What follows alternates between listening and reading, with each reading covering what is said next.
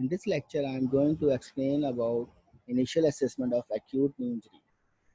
We can use mnemonic HIPS, HIPS, H for history, I for inspection, P for palpation, and S for special testing. First question during history taking may be when did this happen? It can clear the duration of the injury. Other question may be what were you doing at the time of injury and how did the injury occur? This can clear the mode of injury and the structures which are involved. Have you injured this area previously?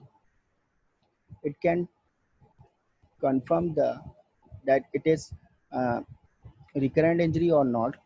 How does it feel now compared to when the injury first occurred? It can clear the stage of the injury, that it is stable or not. Other question may be did you hear or feel a snap, crackle, pop? These sounds can identify the structures like meniscus, ligament, or tendon. Another question is how is the injury limiting your activity? It can identify the limitation of activity due to injury so that we can make our goals to rehabilitate the patient. Now come to the inspection. During inspection, first we will have to see any deformity in the knee,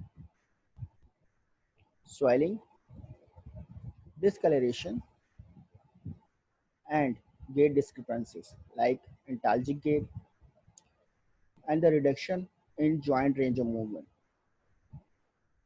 Now come to the palpation. During palpation, we will see the localization of pain and tenderness. Atypical contour can be palpated. Crepitus, any sound during palpation, effusion and edema can be palpated. Now come to the spatial testing. First is apprehension sign for patella. The therapist will move patella laterally. Patient will be in supine, relaxed position. Then during lateral gliding of the patella, patient will ask to stop this movement due to pain if the test is positive. Other test is Lachman test for anterior cruciate ligament integrity. This can be done in 30 degree of flexion. Therapist is pulling the tibia anteriorly in this position.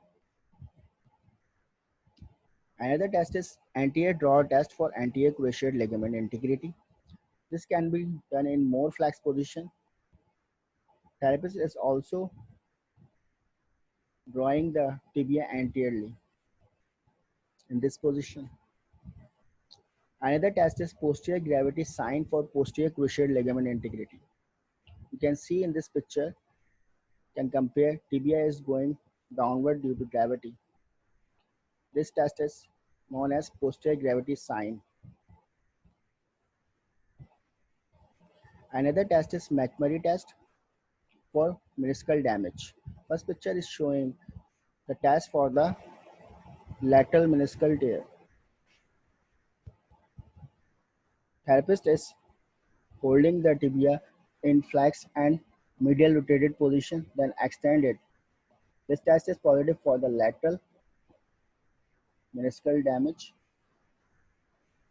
Another picture is showing that the therapist is holding the patient's leg in lateral rotation and flex position and then extend it. This test is for the medial meniscal damage. Another test is Apley's grind test for meniscal damage. First picture is showing that giving the longitudinal force along the tibia in knee 90-degree flexion and the patient is in prone position. If patient feels discomfort or pain in this test, the test is positive for the meniscal damage. Other picture is showing that therapist is distracting the tibia. The force is showing that distracting the tibia and rotating. If the patient feels that pain has gone. This so that meniscal damage is confirmed if the pain diminishes, and if the pain aggravates, this can be due to ligament tear, the collateral ligament, lateral medial,